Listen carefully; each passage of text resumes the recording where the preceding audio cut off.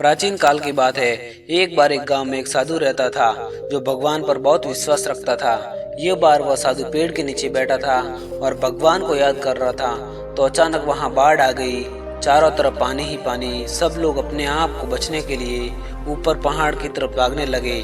उनमें से एक आदमी देखा कि इस हालत में भी साधु भगवान की तपस्या कर रहे हैं। वह सोचा कि अपने आप को बचने के लिए कहीं जा क्यों नहीं रहे हैं, तो उसे साधु से बोला, अरे आप कहीं जा क्यों नहीं रहे हो? आप भी मेरे साथ ऊपर पहाड़ की तरफ चलो, नहीं तो डूब जाओगे। साधु बोले, अरे हमें क्या होगा, मैं भगवान की इतनी तपस्या करता हूँ, मुझे कुछ नहीं हो सकता, मुझे भगवान अपने आप बचाएगा। धीरे धीरे पानी साधु के कमर तक आ गया। अब लोग वहाँ से नाव लेकर निकलने लगे, तो उनमें से एक साधु ने कहा, अरे पानी आपके कमर तक आ गया है, आप हमारे साथ चलो। तो साधु ने कहा कि नहीं नहीं, भगवान मुझे अपने आप बचाएगा। और वह नाव वाला भी वहां से निकल गया। कुछ देर बाद पानी इतना बढ़ गया कि साधु के सर तक पहुंच गया और अब लोगों को बचने के लिए हेलीकॉप्टर निकलने लगे। एक हेलीकॉप्टर साधु के पास आया, जो कि आखिरी हेलीकॉप्टर था। साधु के पास नीचे रस्सी फेंकी और बोला, इसे पकड़ो और ऊपर आ जाओ, नहीं तो आप डूब जाओगे। ये आखिरी हेलीकॉप्टर है और आपके पास में दूसरा कोई रास्ता नहीं है बचने के लिए।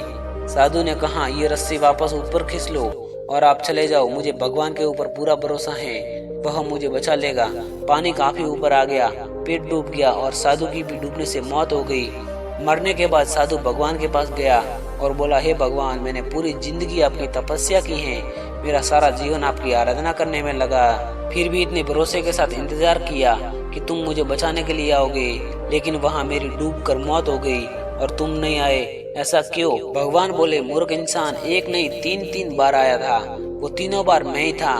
पहला पैदल, दूसरा नाव के द्वारा और तीसरा हेलीकॉप्टर के द्वारा, लेकिन तुमने मेरा एक भी अवसर पहचान नहीं पाया, पता नहीं किसका इंतजार कर रहा था। इस तरह से जिंदगी में हमें ऊपर वाला बहुत से मौके देता रहता है, लेकिन हम सब उस मौके को ठुकरा कर पता नहीं किस चीज का इंतजार कर रहे होते हैं कि वो होगा तभी मैं करूँगा, और इस बात पर अड़े रहने से एक वक्त के बाद वो मौका हाथ से निकल जाता है और हम कुछ नहीं कर पाते।